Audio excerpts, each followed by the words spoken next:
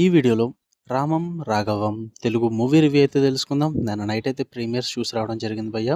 నిన్నే పెట్టాలి actually. But మన ఛానల్‌కి అంత పుష్ లేదు కాబట్టి నైట్ టైమ్ నేను రివ్యూస్ పెట్టను. అందుకే ఎర్లీ మార్నింగ్ పెడుతున్నాం.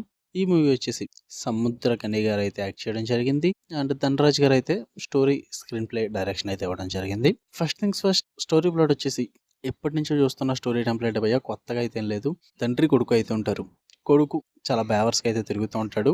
చాలా తేట పనులు చేసుకుంటూ.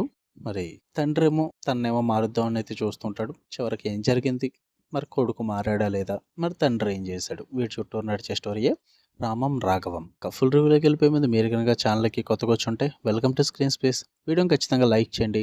థియేట్రికల్ రివ్యూస్ అంటే తెలుగు డబ్బుడ్ మూవీ రివ్యూస్తో పాటు ఓటీటీలో రిలీజ్ అయ్యే other languages movies and web series reviews కోసం ఛానల్ని ఖచ్చితంగా సబ్స్క్రైబ్ చేసుకోండి. ఇక ఈ మూవీ విషయానికి వచ్చేస్తే నాకేం అంత వర్కౌట్ అవ్వలేదు భయ్యా. యాక్చువల్లీ నచ్చలేదు నాకు అసలు. ఎందుకంటే 2025 ఇప్పటికీ కూడా ఇదే టెంప్లెట్, ఇదే స్టోరీ ప్లాట్ అండ్ ఇదే స్క్రీన్ ప్లే పట్టుకొని రావాలని ఎలా అనిపించిందో నాకు తెలియదు కానీ నాట్ ఎట్ ఆల్. కొంచెం కూడా వర్కౌట్ అవ్వలేదు నాకు మూవీ అన్నది. చాలా చిరాకు అయితే వచ్చింది నాకు యాక్చువల్లీ. ఎందుకంటే స్టార్ట్ టు ఎండ్ కొత్తగా నేను చూసాను మూవీలో ఈ సీన్స్ ఎలాగా అని చెప్పేసి చెప్పుకోవడానికి ఏమీ లేవు భయ్యా. నాకైతే కొత్తగా కనిపించలేదు అసలు. ఇది కూడా మొత్తం అవుట్డేటెడ్ అనిపించింది. స్టోరీ పరంగా కానీ, ఆ స్క్రీన్ ప్లే పరంగా కానీ, ఆ సీన్ టు సీన్ రైటింగ్స్ కానీ ఎవ్రీథింగ్ మొత్తం ప్రిడిక్టబుల్గా ఉంటుంది. మొత్తం అవుట్డేటెడ్ ఉంటుంది. మెయిన్ ఒక థిన్ స్టోరీ లైన్ కానీ, ఆల్రెడీ తెలుసున్న స్టోరీ లైన్ కానీ తీసుకున్నప్పుడు క్యారెక్టర్ ఎమోషన్స్ అన్న కనెక్ట్ అవ్వాలి, లేదా రాసుకునే సీన్ టు సీన్ అన్న ఇంట్రెస్టింగ్ గా ఉండాలి. ఇక్కడ రెండు కూడా మిస్ అవుతాయి భయ్యా. క్యారెక్టర్ కి అసలు కనెక్ట్ కూడా అవ్వలేం మనము. ఎందుకంటే ధనరాజ్ గారిని ఆ క్యారెక్టర్ లో అసలు చూస్తాము కానీ అంతగా సెట్ కాలేదనిపించింది నాకు.